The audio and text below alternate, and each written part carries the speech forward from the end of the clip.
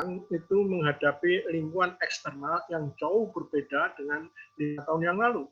Ketika terjadi perubahan-perubahan yang terutama yang disebabkan oleh adanya BPJS misalnya, adanya program obat jerik yang meluas, maka ada perubahan yang sangat mendasar, yaitu terjadinya migrasi dari konsumen. Yang dulu konsumennya itu berbayar out of pocket, berbayar sendiri, dan itu merupakan konsumennya apotek, sekarang berubah. Sebagian besar konsumennya itu pindah ke BPJS yang tidak berbayar. Jadi apotek kehilangan konsumen, apotek kehilangan revenue. Itu perubahan besar.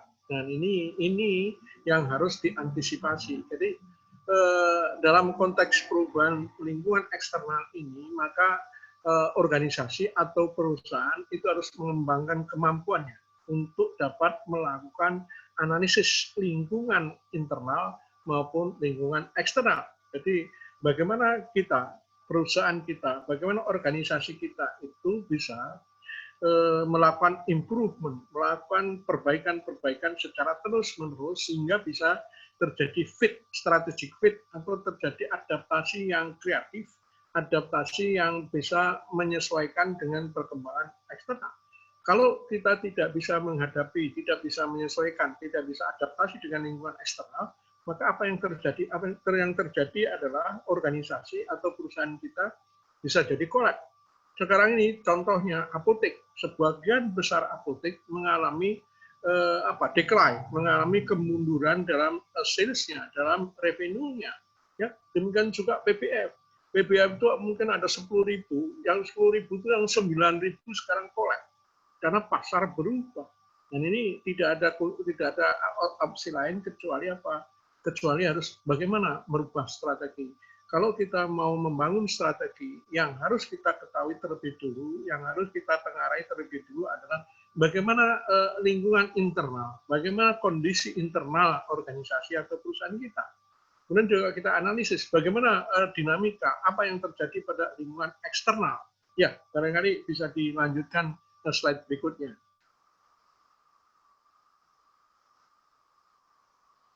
Ya, dengan melah lingkungan internal, perusahaan akan bisa mengidentify, mengarai apa yang mereka dapat lakukan.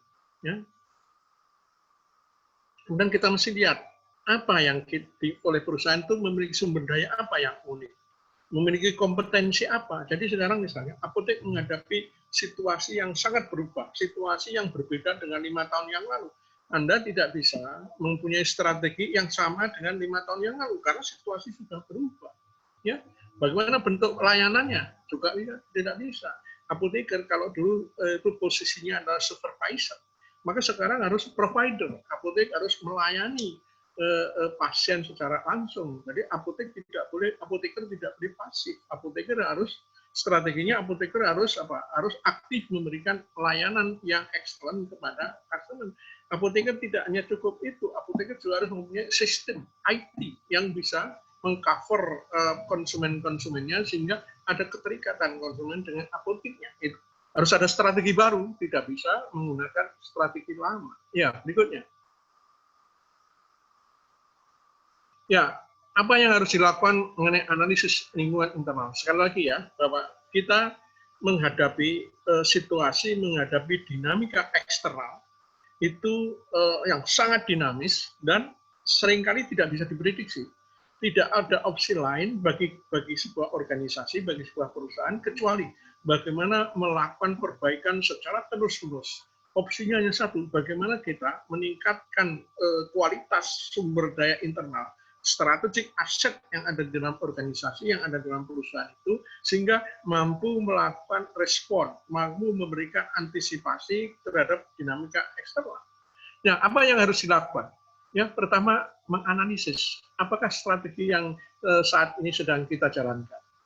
Yang kedua, kita harus melakukan evaluasi, penilaian, apakah kekuatan, bagaimana kelemahan, bagaimana peluang dan ancaman yang dihadapi oleh organisasi. Yang ketiga, struktur biaya perusahaan dibandingkan dengan pesaing. Yang keempat, kekuatan daya saing yang dimiliki perusahaan dibandingkan dengan pesaing. Bagaimana inovativeness-nya. bagaimana knowledge-nya, bagaimana teknologinya, bagaimana research and development-nya. Ini dalam ranah industri farmasi, dalam usaha-usaha farmasi sangat penting.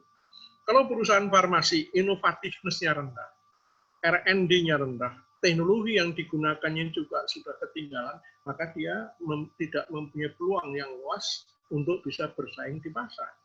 Kemudian apa isu-isu strategik yang dihadapi oleh perusahaan? Ini sangat penting. Kalau perusahaan tidak bisa menengarai isu strategik yang dihadapinya, perusahaan akan ketinggalan. Perusahaan akan ketinggalan karena dia tidak bisa menggunakan kemampuannya, mengembangkan sumber daya dan kapabilitasnya ketika menghadapi isu-isu yang strategis. Kemudian apa teknik analisisnya? Bisa SWOT, ya. Apa kekuatannya, kelemahannya, apa peluangnya, apa ancamannya yang dihadapi oleh organisasi. Dan juga bisa kita evaluasi value chain-nya. Bagaimana strategi cost-nya, bagaimana unsur-unsur atau kegiatan-kegiatan strategik yang penting bagi perusahaan, bagaimana cost-nya. Kemudian bagaimana kekuatan kompetitifnya, keunggulan daya saingnya itu di mana. Ini bisa diakses, bisa dievaluasi, sehingga kita tahu bagaimana kondisi internal perusahaan, bagaimana kondisi internal organisasi kita. Berikutnya. Ya, kita mengevaluasi strategi yang dilaksanakan saat ini. Ya, ini bisa berlaku untuk organisasi, bisa berlaku untuk perusahaan, bisa berlaku untuk organisasi yang nirlaba. Ya, untuk melakukan analisis present strategy, yang perlu diketahui terlebih dahulu adalah approach perusahaan, approach organisasi mengenai competitive strategy. Apakah perusahaan kita itu beroperasi pada low cost leader, seperti misalnya low cost leader itu perusahaan kita beroperasi pada obat generik misalnya. Itu kan siapa yang bisa efisiensi dalam cost, dialah yang mempunyai peluang untuk memenangkan persaingan. Atau dia diferensiasi produk, ya, bagaimana membuat produk yang lebih luas range, ya, sehingga bisa menawarkan ke pasar pilihan-pilihan yang lebih baik. Kemudian bagaimana layanan customer-nya, apakah kita pada niche market yang sempit, atau kita melayani luas. Misalnya, bagaimana Konimek misalnya. Konimek bagaimana beroperasi pada obat-obat yang obat bebas. Ya? Bagaimana Sendo hanya beroperasi pada obat mata. Ini namanya niche market. Tapi kalau Kalbe Farma, dia bisa beroperasi pada tidak hanya pada niche market, tapi bisa beroperasi juga pada obat ethical, bisa pada obat non-ethical. Ini pilihan-pilihan strategi yang dimiliki yang dilakukan oleh perusahaan. Bagaimana dia memilih strateginya itu nanti kita pada sesi strategi kita akan bahas. Nah, memilih strategi sangat tergantung kepada sumber daya yang kita miliki, sangat tergantung pada kapabilitas yang kita miliki. Nah, itu adalah basis untuk menentukan strategi. Yang kedua,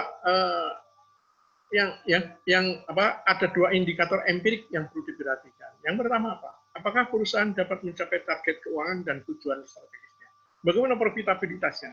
Apakah profitabilitasnya itu perusahaan kita sesuai dengan target yang ada dalam rencana RAP kita, rencana anggaran belanja dan kita. Kalau kemudian tujuan strategiknya, bagaimana misalnya tujuan strategi atau katakanlah market share? Bagaimana market share-nya? Tercapai enggak? Bagaimana kemampuan inovatifness-nya? Kita tercapai enggak?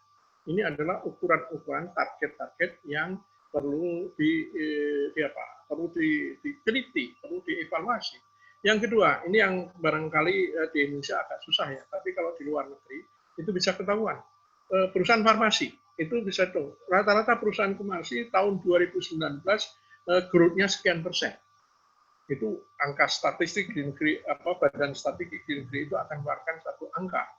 Kalau di Indonesia itu belum ada. Jadi apakah perusahaan kita itu di atas rata-rata industri atau di bawah industri? Kalau di atas rata industri berarti performa kita, berarti kinerja perusahaan kita bagus. Ada beberapa indikator penting yang lain yang perlu dianalisis. Misalnya bagaimana sales growth-nya, pertumbuhan sales-nya.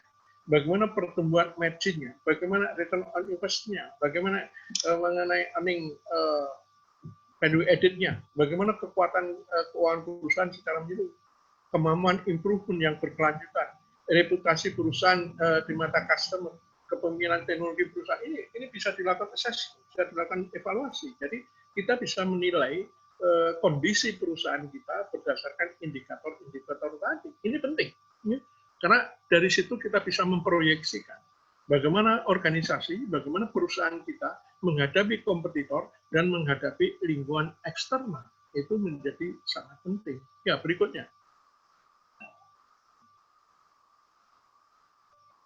Ini adalah SWOT analisis ya.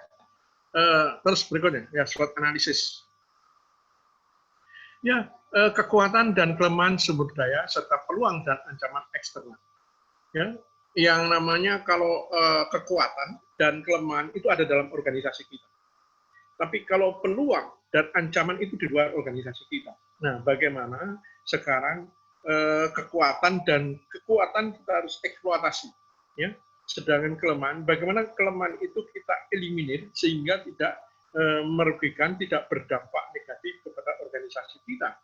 Ketika kita menghadapi peluang, maka kelemahan internal itu bisa kita eliminir sehingga peluang itu bisa kita raih. Kemudian juga ancaman. Bagaimana ancaman itu kita bisa netralisir sehingga tidak membahayakan perusahaan. Nah, identifikasi dan kekuatan kapasitas daya itu mencakup apa saja. Bagaimana keterampilan keahlian yang dimiliki oleh perusahaan atau organisasi kita. Apa aset fisik yang bernilai?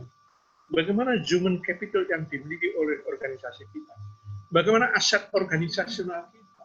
Bagaimana aset organisasi itu misalnya, bagaimana kemampuan kita dalam mengembangkan produk-produk baru? Bagaimana kekuatan kita adalah invention? Bagaimana R&D kita itu menjadi sangat penting. Perusahaan kalau lemah R&D-nya, yang berarti apa? Berarti tidak bisa menemukan produk-produk baru, itu sangat riskan. Karena apa? Produk kita itu secara alamiah itu ketika diluncurkan, kemudian naik, terus kemudian datar, kemudian decline.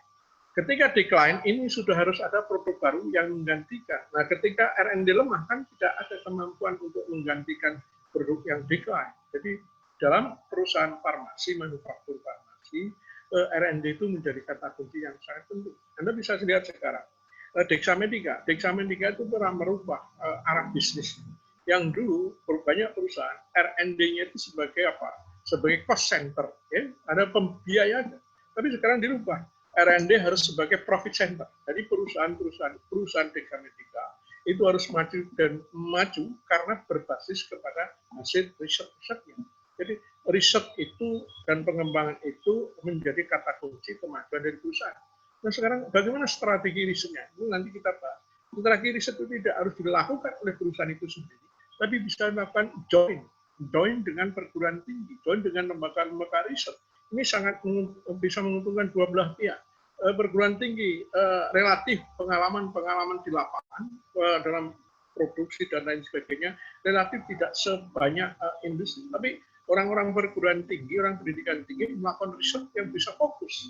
Nah, ini kalau dikombinasikan antara dunia bisnis dan dunia perguruan tinggi, pendidikan tinggi akan dihasilkan nilai tambah yang luar biasa. Ya, kemudian bagaimana identifikasi kelemahan dan defisiensi sumber daya perusahaan. Ya, kita harus bisa mengukur di mana titik lemah kita, ya, di mana titik lemah dan bagaimana kekurangan sumber daya perusahaan. Ini harus kita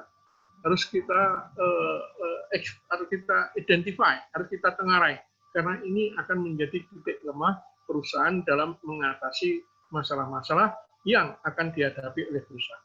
Yang keempat adalah identifikasi peluang pasar. Apa peluang-peluang? Ya, kita dalam memproduksi dan memasarkan produk kita harus tahu apa peluang, siapa kompetitor. Produk kita, teknologi kita dibandingkan dengan kompetitor, di mana posisinya? Apa yang menjadi ancaman? Kalau ada pendatang baru dengan modal yang besar, dengan teknologi paling mutakhir, ini bisa menimbulkan guncangan-guncangan dalam keseimbangan pasar. Dan itu harus kita amati. Karena kalau tidak kita amati, dia akan merupakan ancaman yang bisa merugikan potensi, merugikan strategi, merugikan pemasaran yang dilakukan oleh perusahaan kita. Ya, berikutnya. Ya, kemudian yang kedua, yang selanjutnya adalah bagaimana struktur biaya perusahaan. struktur biaya perusahaan memberikan kontribusi penting terhadap daya saing perusahaan. Biaya perusahaan yang lebih tinggi dari pesaing akan memperlemah daya saingnya. Jadi kalau Anda punya perusahaan, biaya operasinya itu lebih mahal, tentu Anda produksinya juga harga produknya tentu lebih mahal. Dan ini peluang menghadapi pasar akan menjadi lebih sulit karena harga produk kita akan menjadi besar. Nah ini seringkali bisa diatasi dengan apa? Dengan teknologi baru. Ada teknologi baru yang mempunyai kapasitas yang lebih besar, mempunyai kualitas yang lebih bagus, dan biaya yang lebih rendah. Tapi kalau ada perubahan teknologi seperti ini adalah ancaman bagi perusahaan yang tidak memiliki keunggulan dalam produksi, dalam teknologi produksi. Ya, biaya-biaya tersebut antara lain apa? Biaya bahan baku. Ya. Bagaimana Anda bisa mendapatkan bahan baku yang berkualitas, ya, tetapi memiliki harga yang kompetitif. Bagaimana suku cadang dan energi, bagaimana usia pabrik, bagaimana peralatan teknologi yang digunakan, bagaimana biaya produksi, bagaimana marketing dan promosinya. Ini struktur biaya yang harus kita evaluasi, harus kita amati secara terus-menerus. Kita komparasikan dengan kompetitor kita. Sekarang bisa lihat, bagaimana sekarang apotek ya misalnya, apotek omsetnya hanya 50 juta, sedangkan biaya operasinya, cost operation cost-nya sama dengan ketika apotek itu mempunyai omset 150 juta. Nah, ini kan harus ada bagaimana kita bisa, yang pertama, bagaimana kita bisa memiliki strategi untuk mengembalikan revenue mengganti sales itu menjadi 157 juta. Kalau ini tidak biasa, bagaimana Anda bisa melakukan efisiensi dalam biaya sehingga tidak menimbulkan dampak yang negatif pada perusahaan kita. Ya, berikutnya. Ya, kekuatan posisi bersaing. Ya, perlu assessment yang luas untuk mengetahui apa. Apakah posisi pasar perusahaan dapat meningkat bila strategi yang Anda lanjutkan? Sekarang perusahaan kita, katakanlah satu perusahaan obat herbal, katakanlah perusahaan obat UTC. Tapi sekarang kita lihat, apakah posisi pasar, market share, ya, bagian pasar yang dimiliki oleh perusahaan dengan strategi yang ada ini bisa dipertahankan, bisa ditingkatkan atau turun. Kalau itu terjadi penurunan, berarti ada sesuatu yang salah. Ada sesuatu yang perlu dievaluasi. Apakah kompetitornya mempunyai kekuatan yang lebih, ataukah kita, perusahaan kita, lemah di dalam dalam produksi maupun dalam marketingnya. Itu perlu dievaluasi. Bagaimana posisi relatif perusahaan dibandingkan dengan kompetitor? Ya? Bagaimana misalnya kita sekarang dalam urutan produk kita urutan 3. Kita bandingkan dengan urutan 4, urutan 2. Di mana posisi kita? Tapi perusahaan yang mempunyai posisi di urutan 1 dan perusahaan yang mempunyai posisi di bawah kita, tentu strateginya berbeda-beda. Bagaimana kita bisa mengantisipasi? Saya pernah berdiskusi dengan ownernya Konimek, dia mengatakan bahwa di ruang kerja direksi Konimek itu ada produk-produk yang dipasang di dindingnya. Ya. Selalu dievaluasi, diamati apa yang dilakukan kompetitor untuk dalam mengembangkan marketnya, dalam mengembangkan produk. Ini kompetitor jangan diartikan dia negatif. Ya. Kompetitor itu seringkali justru menimbulkan membawa inspirasi untuk bersaing secara sehat. Kompetitor bisa meningkatkan kualitas produknya, kita juga harus bisa lebih meningkatkan kualitas produknya. Itulah gunanya kompetitor sebagai sparring partner dalam mengembangkan satu produk. Tidak harus selalu dinilai negatif. Kalau perusahaan itu tidak ada kompetitornya, katakanlah PLN misalnya. PLN itu satu-satunya perusahaan yang tidak ada kompetitornya. Dan dia berlaku seenak sendiri. Kalau Anda telat bayar PLN, Anda dicabut. Tapi kalau PLN mati, Anda tidak dikenakan bonus apa-apa. Karena dia monopoli. Jadi ini yang tidak sehat. Jadi harus ada kompetitornya. Maka kalau ada kompetitor, perusahaan itu menjadi lebih sehat. Apakah perusahaan, apa competitive advantage perusahaan lebih kompetitor? Apa keunggulan perusahaan kita? Apa keunggulan kompetitif yang dimiliki kita dibandingkan dengan kompetitor? Kalau kita tidak memiliki keunggulan dibandingkan kompetitor, maka kita juga akan mengalami masalah. Kita akan mendapatkan problem-problem dalam memasarkan produk kita. Kemudian, apakah perusahaan mampu memproteksi dan meningkatkan posisi pasarnya? Bagaimana kalau Anda sekarang punya market share 10%? strategi sekarang ini, kebijakan sekarang ini, apakah mampu mempertahankan 10% atau bahkan lebih meningkatkan? Bagaimana kalau ternyata turun? Ya, ada bisa kasus ini bisa disebabkan karena masalah yang lebih luas, misalnya ekonomi nasional sedang turun, itu perusahaan bisa ikut turun. Tapi ini adalah fenomena umum. Tapi ada juga fenomena yang sifatnya khusus, ya, yang spesifik dihadapi perusahaan. Kita harus evaluasi apa yang menjadi sebab-sebabnya. Ya, berikutnya. Nah, ini asesmen kekuatan bersaing. Ada 4 tahap. Nah, yang katakan apa? Yang pertama, buat daftar key success factor industri. Ini kalau industri farmasi, apakah key success factornya? Ya, pertama, bagaimana mengenai mengenai misalnya mengenai kualitas produk, bagaimana marketing, bagaimana itu kita buat dulu key success factornya. Yang kedua, buat rate perusahaan dan pesaingnya untuk setiap faktor. Kita tentukan indikator apa, bagaimana indikator kita, bagaimana indikator kompetitor, kita bandingkan. Kita mempunyai keunggulan atau kita berada dalam posisi yang lemah. Tahap ketiga, jumlah kekuatan individual dan buat rating semua sektor. Ini memang tidak mudah ya, membuat seperti ini. Kalau di luar negeri banyak data yang tersedia, jadi kita bisa melakukan assessment yang lebih komprehensif. Tahap keempat, kesimpulan assessment tentang kekuatan dan kelemahan bersaing perusahaan dan pesaing. Setelah semua 1, 2, 3 dilakukan, maka kita tahu kesimpulannya tentang kekuatan dan kelemahan bersaing perusahaan dan pesaing. Jadi kita tahu kekuatan kita di mana dibanding kompetitor, tapi juga kita tahu kelemahan kita apa dibandingkan dengan kompetitor. Ya, berikutnya. Ya, ini ada 4 kunci strategi persaingan. Yang pertama, memahami perubahan lingkungan persaingan. Yang kedua, antisipasi aktif kompetitor. Yang ketiga, memformulasikan strategi bersaing yang dinamis. Keempat, memilih alternatif strategi bersaing. Ini 4 kunci strategi persaingan. Kemudian pimpinan perusahaan harus memahami apa karena persaingan dan sumber keunggulan. Bagaimana persaingan? Apa sumber keunggulannya? Kemudian kita bisa antisipasi gerakan kompetitor dan mengetahui opsi dan daya saing sendiri dan melakukan analisis dampak potensial dari strategi yang ada.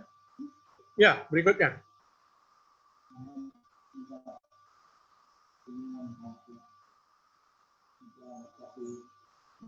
Ya, analisis lingkungan eksternal.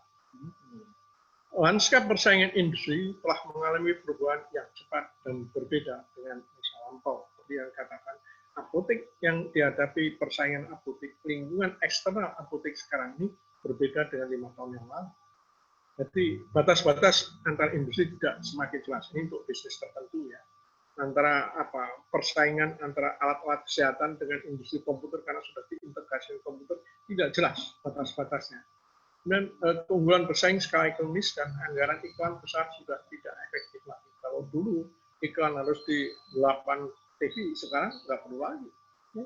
Iklan itu hanya di medsos, hanya di strateginya mesti berubah. Pimpinan perusahaan harus mengadopsi pemikiran baru, fleksibilitas, kecepatan, inovasi, dan integrasi. Ini adalah cara-cara baru, metode-metode baru yang mungkin tidak lagi sama dengan 5-10 tahun yang lalu.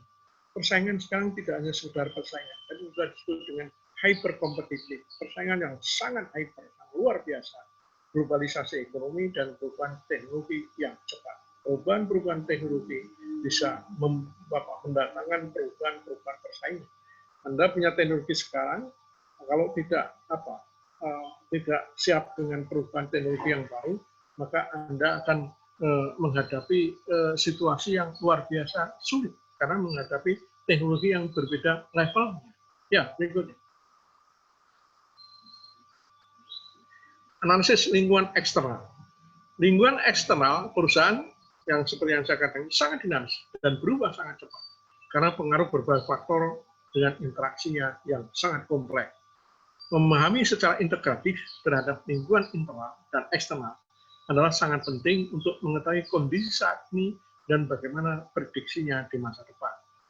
Dengan memahami lingkungan eksternal, maka perusahaan dapat memperkuat sumber daya internal agar terjadi strategic fit yang memberikan peluang kepada perusahaan untuk terus tumbuh dan berkembang. lingkungan eksternal perusahaan terdiri dari tiga kelompok utama. Yang pertama adalah lingkungan umum, yang kedua lingkungan industri, yang ketiga adalah lingkungan kompetitor. Ya, berikutnya.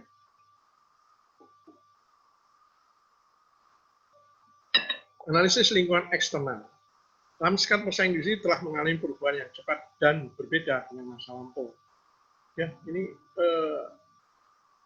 bisa ini sama berikutnya. Tolong berikutnya. Ya. Ya, eksternal analisis, ya. Dengan menelaah lingkungan eksternal, perusahaan dapat mengidentifikasi apa yang mungkin dapat mereka pilih untuk melakukan sesuatu. Kita lihat, ada perubahan ekonomi, ada perubahan demokrasi, ada perubahan teknologi, ada perubahan sosial kultural, ada perubahan legal, apa yang bisa kita lakukan. Dan bagaimana peluang dan ancaman. Ini harus nanti kita evaluasi, kita identifikasi lingkungan eksternal melalui scanning, monitoring, forecasting, dan assessing. Ya, berikutnya. Ya, ini kita analisis bagaimana lingkungan umum. Nah, bagaimana lingkungan industri? Sekali lagi saya jelaskan, yang dimaksud industri adalah perusahaan sejenis. Jadi kalau perusahaan-perusahaan manufaktur farmasi yang saling menggantikan, itu disebut industri farmasi. Kalau hotel-hotel, di antara perusahaan-perusahaan hotel itu disebut industri perhotelan. Jadi itu yang kita lakukan evaluasi. Kemudian analisis lingkungan kompetitor. Dan setelah kita analisis itu, lalu kita bisa menentukan apa strategic intent, apa strategic mission. Ya, berikutnya. Ya, ini yang saya jelaskan, mungkin tidak akan saya jelaskan secara teliti, bagaimana kita melakukan lingkungan analisis lingkungan eksternal, analisis lingkungan eksternal, ya, dengan scanning. Dan scanning itu kita mengidentifikasi apa sinyal-sinyal awal perubahan-perubahan lingkungan dan bagaimana trennya itu dengan melakukan scanning. Kemudian setelah itu kita monitor. Apa monitoring? Monitoring itu mendeteksi bagaimana observasi kita, arahnya, perjalanannya, perubahan-perubahan yang terjadi di dalam lingkungan eksternal dan bagaimana trennya itu sudah lebih dalam, ya. Kemudian forecasting, bagaimana kita mengembangkan, memproyeksikan dan mengantisipasi outcome terhadap perubahan-perubahan yang telah kita monitor dan perkembangan tren yang telah kita monitor tadi.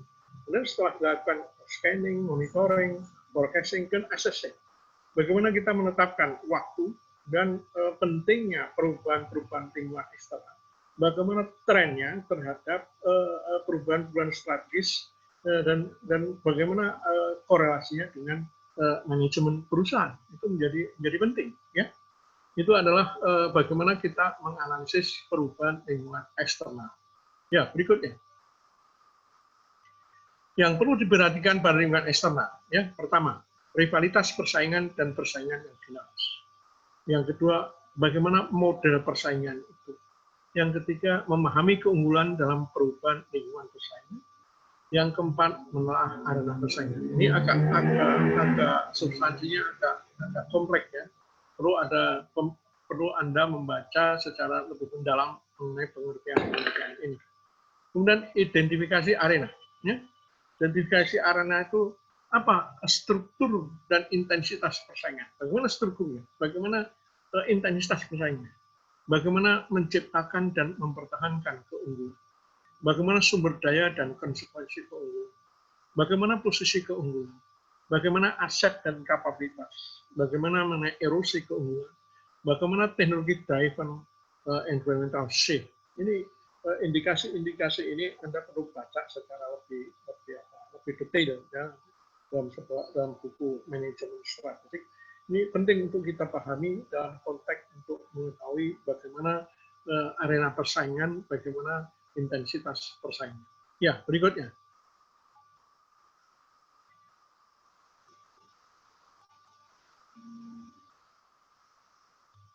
Ya, ini dalam area lingkungan industri, ya. Kita lihat bagaimana ancaman pendatang baru.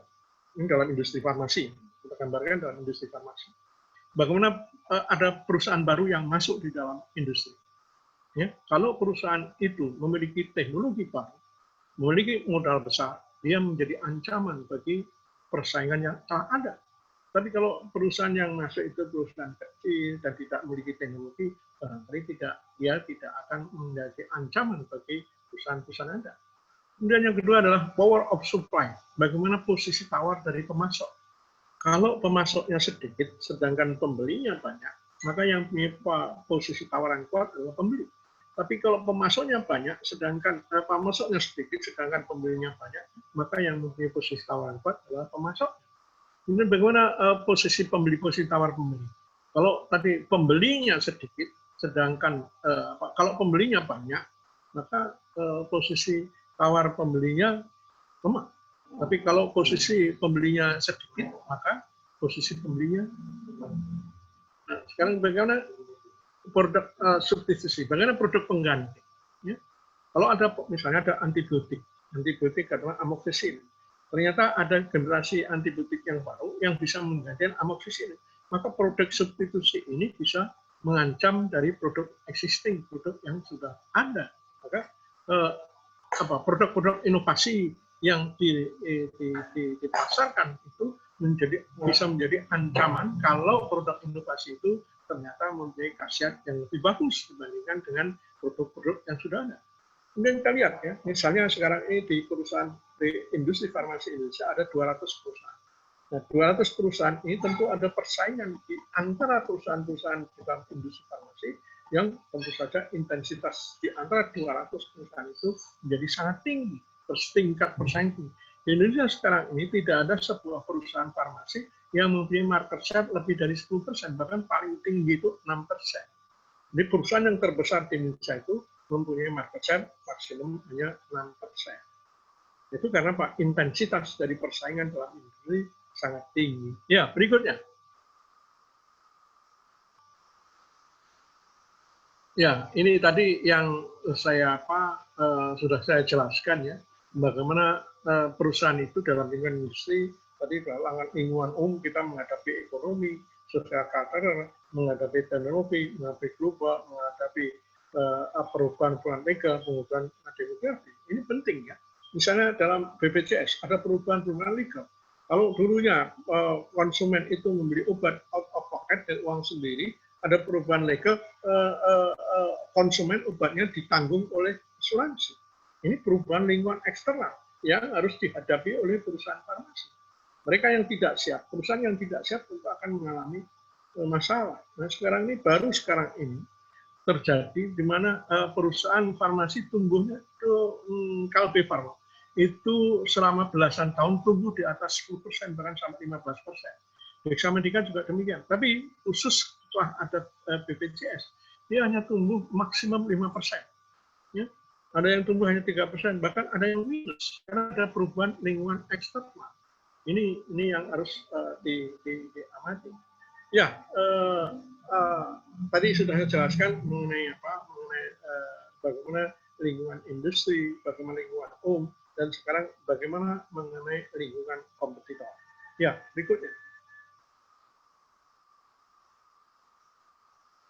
Ya, bagaimana menganalisis lingkungan kompetitor. Ya.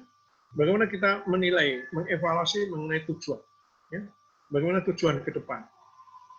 Bagaimana tujuan kita dibandingkan dengan bagaimana goal kita dibandingkan dengan kompetitor. Ya, bagaimana penekanan kita mengenai price market di masa depan. Bagaimana mengenai attitude kita menghadapi risiko. Ya. Bagaimana mengamankan produksi, mengamankan perusahaan ini terhadap risiko-risiko yang mungkin terjadi.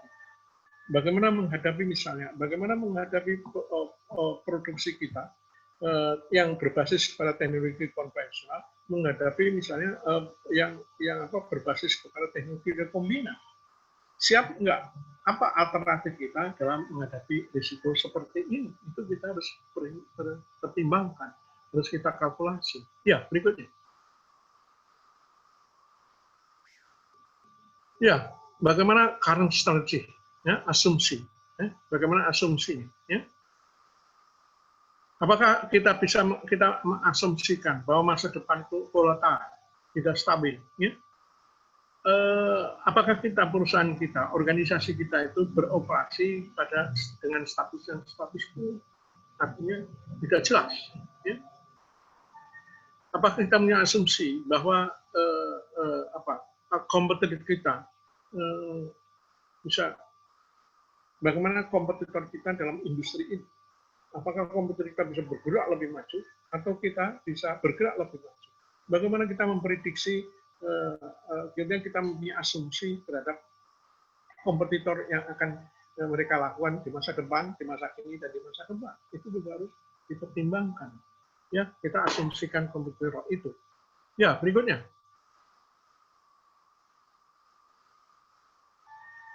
Ya, capabilities, kemampuan. Ya, kita juga harus tahu apa kekuatan dan kelemahan kemampuan kita, kapabilitas kita, ya, termasuk teknologi, termasuk sumber daya manusia, termasuk research and development kita, bagaimana kekuatan dan kelemahan kita. Kalau kita bandingkan dengan kompetitor, kita harus tahu apa yang dilakukan oleh kompetitor, apa yang sedang kita lakukan. Dan ini nanti ada waktu merger. Nanti kita lihat bagaimana kita menghadapi persaingan dan bagaimana perusahaan itu bisa melakukan akuisisi dan merger. Nanti banyak kasus contoh. Ya.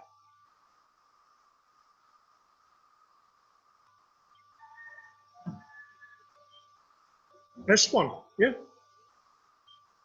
Bagaimana kompetitor kita, langkah-langkah kebijakan-kebijakan yang strategi yang dilakukan kompetitor di masa depan. Bagaimana pesaing kita akan bertindak di masa depan. Apakah kita memiliki keunggulan daya saing dibandingkan dengan kompetitor? Atau justru kita memiliki kelemahan dibandingkan dengan keunggulan kompetitor? Kalau kita ternyata lemah dibandingkan kompetitor, apa yang harus kita lakukan untuk mengatasi kelemahan itu? Ya, bagaimana kita membangun, bagaimana perubahan-perubahan untuk melakukan perubahan berkaitan dengan kompetitor. Bisa jadi, ya, bisa fighting dengan kompetitor, tapi bisa tidak join. Bagaimana kita join, bagaimana melakukan kolaborasi, bagaimana melakukan kolaborasi dengan kompetitor. Itu bisa terjadi, tidak harus selalu head to head atau berbenturan dengan kompetitor. Bagaimana membangun relationship dengan kompetitor di masa depan. Itu juga menjadi agenda penting dari sebuah organisasi, sebuah perusahaan. Ya. Habis ya? Ya, saudara-saudara sekalian, barangkali masih ada itu yang sudah bisa saya sampaikan. Mungkin ada komentar, ada pertanyaan, atau ada pemikiran-pemikiran dari saudara sekalian, saya persilahkan. Ya, moderator, kita masih punya waktu lebih dari 10 menit ya, masih ada 13 menit kira-kira, tapi biasanya boleh lebih. Silakan. Ya, demikian materi dari Bapak Sampurno dan sangat menarik sekali. Bagi para peserta, audiens, boleh memasukkan pertanyaannya di kolom chat, ataupun mungkin kalau yang ingin berinteraksi langsung bisa langsung raise hand untuk bisa berkomunikasi atau bertanya kepada pemateri. Dipersilahkan. Jadi tentang analisis lingkungan internal dan eksternal, di mana analisis ini sangat penting bagi perusahaan dan dalam melakukan analisis internal dan eksternal, perusahaan itu harus bisa memberikan respon yang tepat dan memanfaatkan perubahan-perubahan di luar untuk pengembangan perusahaan, sehingga perlu pengkajian khusus tentang analisis baik internal, lingkungan internal maupun eksternal.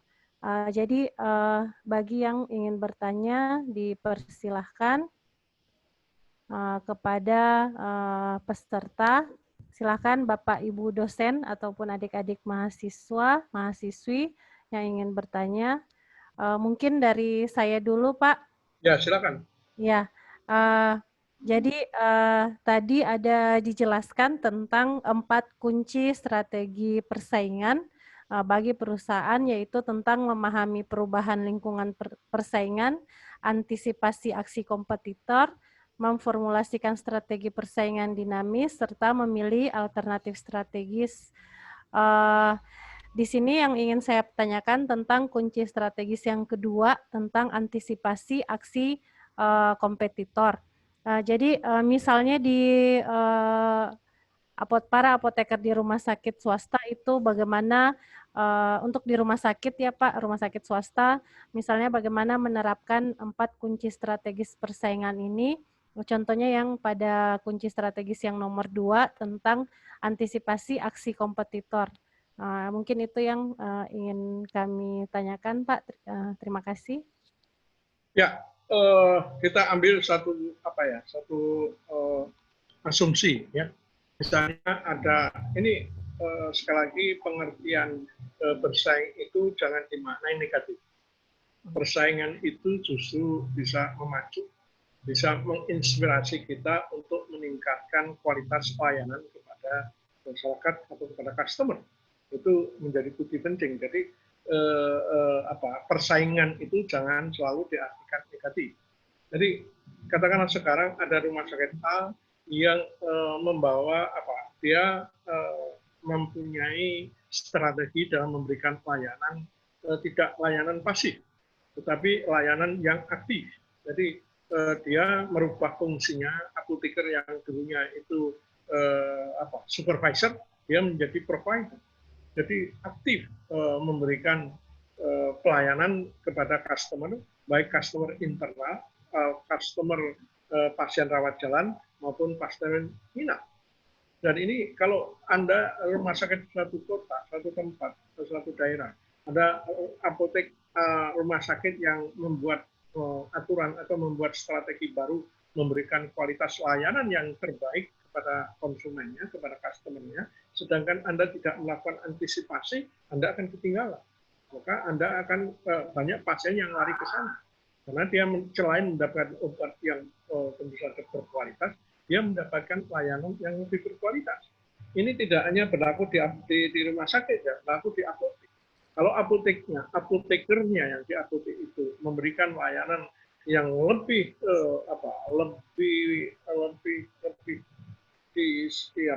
digemari atau lebih disukai oleh konsumen, tentu konsumen akan berduyun-duyun dan sana.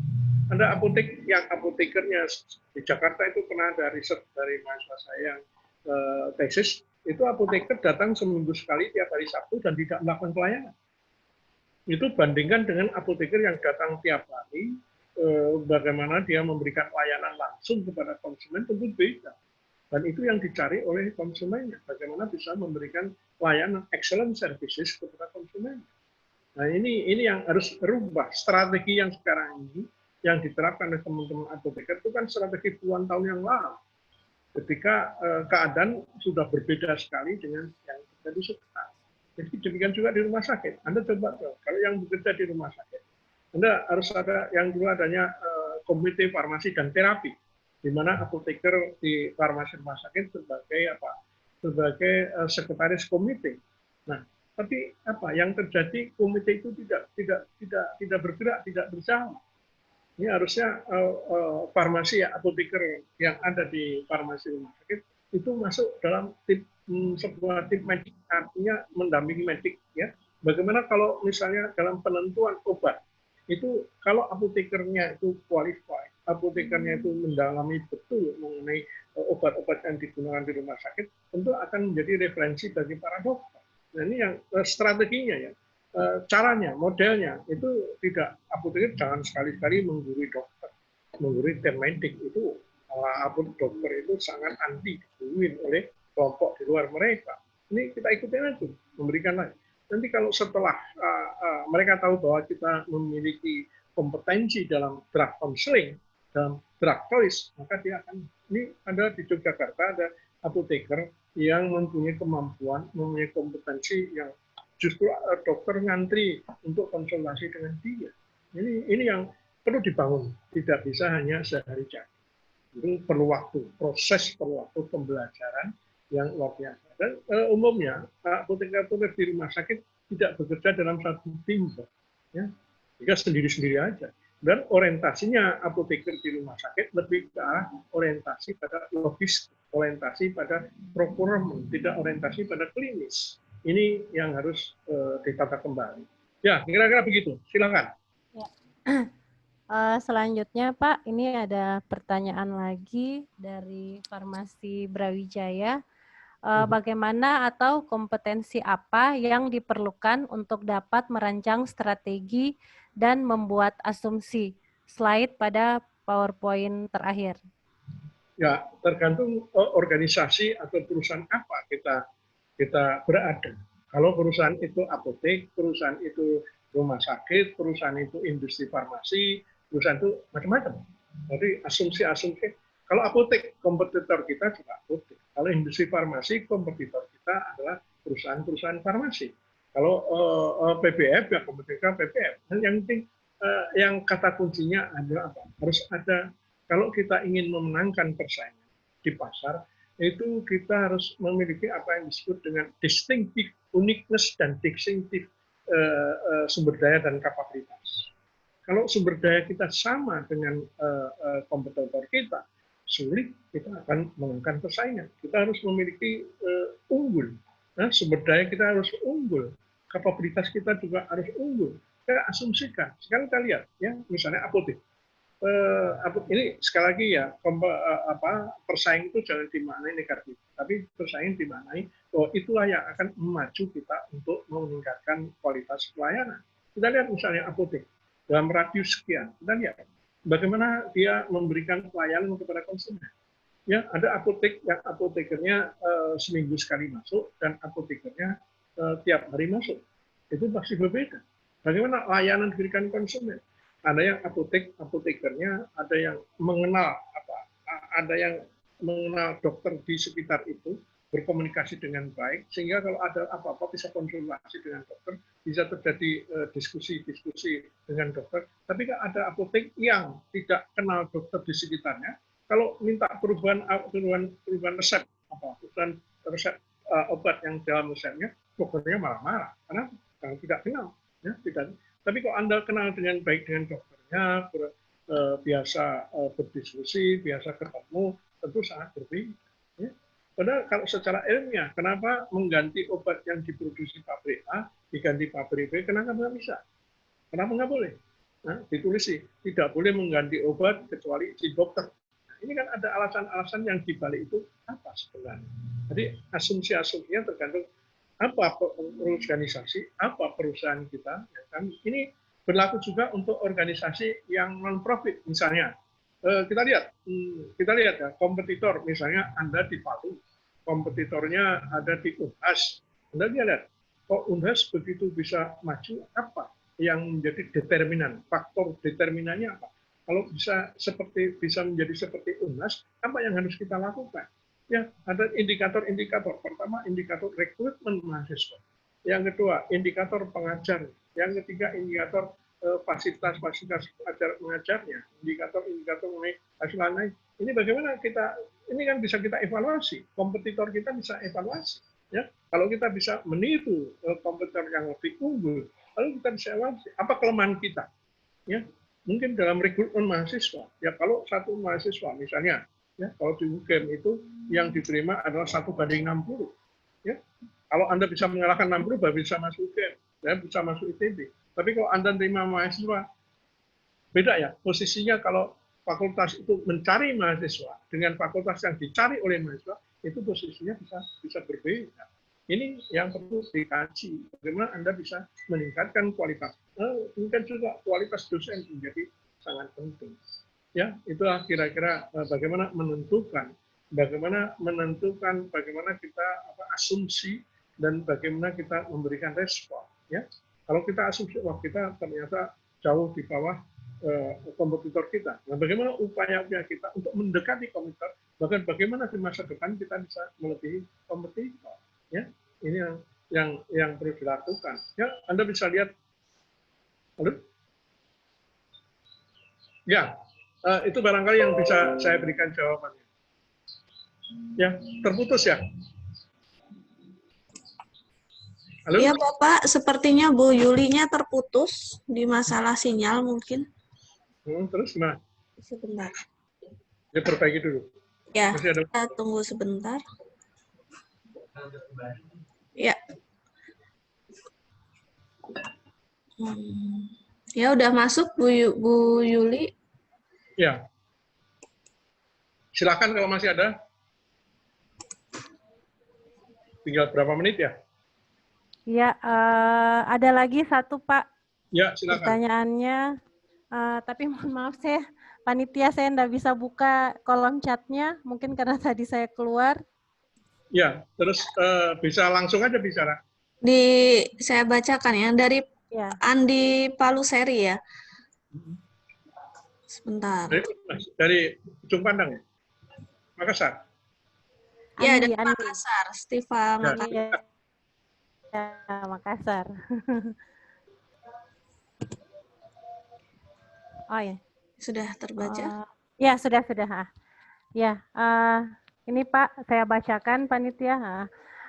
Untuk mengembangkan usaha di bidang farmasi dalam kondisi hiperkompetitif ini, bukan hanya dibutuhkan inovasi dan kerja keras dari seluruh komponen usaha farmasi, tetapi peran dan campur tangan pemerintah juga sangat penting. Bagaimana pendapat Bapak terhadap praktek-praktek yang menyimpang dari regulasi, seperti misalnya praktek apotik panel, di mana apotik berfungsi sebagai PBF. Demikian sebaliknya. Mohon penjelasan dari Bapak. Dari Andi Paluseri Makassar, Stiva Makassar. Silakan ya, Pak. Ya, menurut saya dua belah pihak harus cerdas. Dua belah pihak harus jujur dalam pengertian profesional. Jadi tidak bisa jadi pemerintah pun itu harus paham betul mengenai bagaimana bisnis farmasi. Tidak hanya meregulasi, tetapi dalam melahirkan regulasi itu bisa jadi malah mempersulit dunia usaha. Jadi pemerintah dalam hal ini juga harus smart. Ya. Pemerintah juga harus bijak. Ya. Pemerintah itu tugasnya adalah bagaimana memperlancar bisnis di bidang farmasi, tapi tetap dalam koridor safety, dalam koridor efikasi, dalam koridor politik.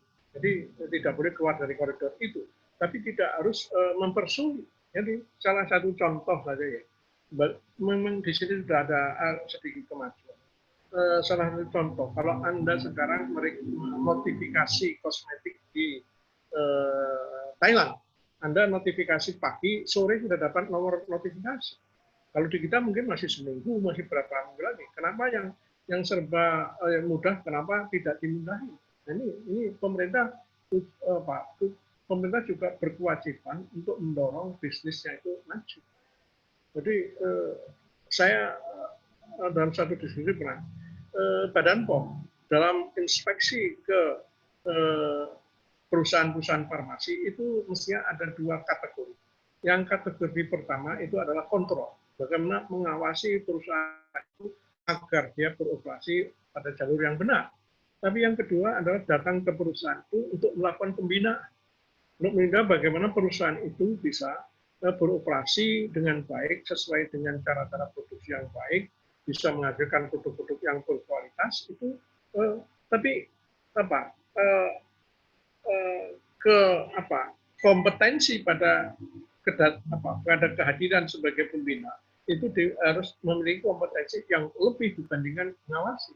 Kalau mengawasi itu kan relatif lebih mudah dibandingkan dengan melakukan pembinaan. Jadi ini unsur yang sangat penting. Jadi pengawasan farmasi itu, pengawasan obat dan makanan itu sebetulnya adalah tidak hanya konteks untuk melindungi masyarakat saja, tapi juga untuk memajukan dunia usaha, memajukan industri farmasi dengan segala mata rantainya. Itu menjadi penting. Jadi regulasi-regulasi yang mempersulit usaha-usaha farmasi sebetulnya juga harus tidak ada lagi. Yang ada justru proaktif untuk bagaimana mengembangkan bisnis farmasi bisa tumbuh dan berkembang sehingga bisa menyediakan produk-produk yang diperlukan oleh masyarakat dengan kualitas, dengan keamanan, dengan khasiat yang bisa dipertanggungjawabkan. Jadi tugas pemerintah itu adalah tugas yang tidak hanya bersifat mengawasi, tetapi juga tugas-tugas melakukan pembinaan. Ini yang seringkali tidak dipahami oleh banyak orang. Ya, kira-kira begitu. Ya, ya demikian Pak. Mungkin untuk pertanyaan pada sesi ini sudah selesai.